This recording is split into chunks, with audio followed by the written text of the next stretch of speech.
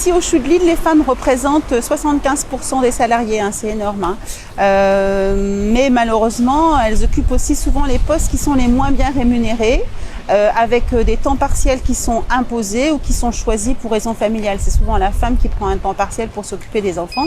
Mais de fait, elles ont un salaire moins élevé et elles le payent toute leur vie parce qu'au moment du calcul de la retraite, elles ont moins cotisé. Le niveau de pension est aussi plus faible.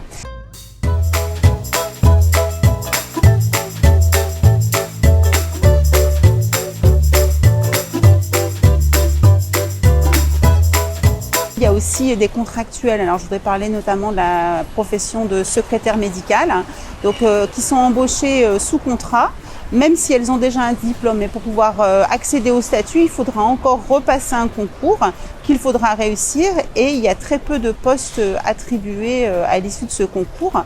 Donc, ce sont des gens qui sont maintenus dans la précarité de l'emploi et du salaire pendant longtemps et parfois pendant des années.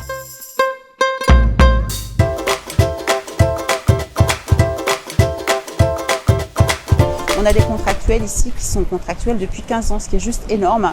Donc contractuel, ça veut dire pas de sécurité de l'emploi, peut-être pas forcément pouvoir aller prendre une location ou acheter une maison ou fonder une famille. Ça veut dire aussi pas d'accès à la prime de service qui est annuelle. Et ça veut dire aussi que lors d'un arrêt maladie, c'est 3 jours de carence et pas un jour comme pour ceux qui sont dans le statut. On parle de sécurité de l'emploi dans la fonction publique hospitalière parce qu'on accède au statut de fonctionnaire.